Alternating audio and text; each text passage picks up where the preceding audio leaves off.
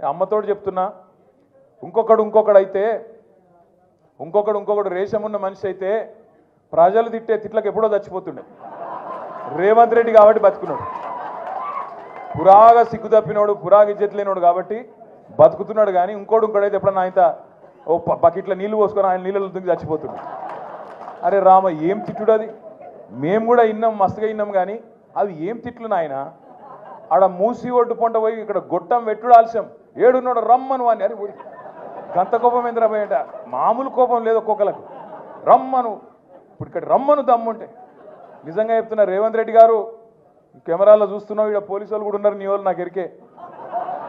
రేవంత్ రెడ్డి యాది పెట్టుకో, యాడికి పోయినా ఒక 500-600 మంది సెక్యూరిటీని పెట్టుకుని, లేకపోతే మాత్రం ఈ బలగొట్టేటట్టున్నారు ప్రజలు. ఎక్కడికి పోయినా మాట్లాడతారు, అక్కడక్కడ డైలాగులు కొడుతుంటారు రేవంత్ రెడ్డి.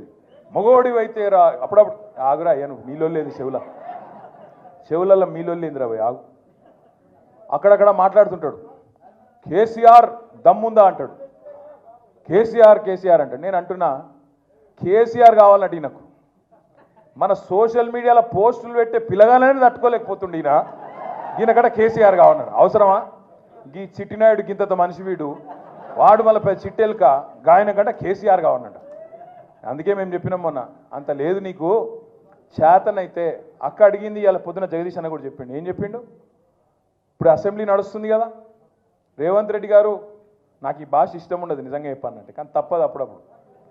నాకు నిజంగా అప్పుడప్పుడు నాకు ఇష్టం ఉండదు. నేను చదువుకున్నా, రేవంత్ రెడ్డి లెక్క నేను ఆడ ఈడ ఆవారా తిరిగినోని కాదు. చదువుకున్నా, కష్టపడ్డా.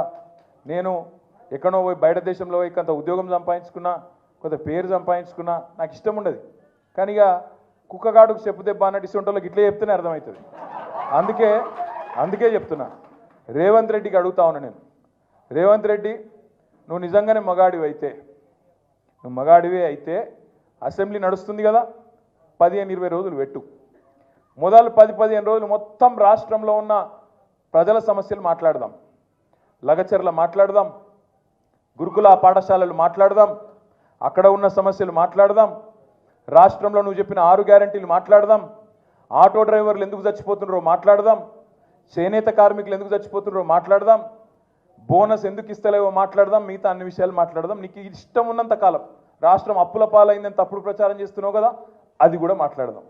నువ్వు నిజంగానే మొగాడివి అయితే 10 రోజులు ఇదంతా ఒడిచిపోయినాక మిగిలిన 4-5 రోజులు ఉన్నాయి కదా, ఈ స్కాము ఆ స్కామ్ అంటున్నావు కదా, మొగోనివైతే అసెంబ్లీలో చర్చ పెట్టు, అక్కడనే సమాధానం చెప్తా నీకు. అసెంబ్లీలోనే చెప్తా ఉన్నా.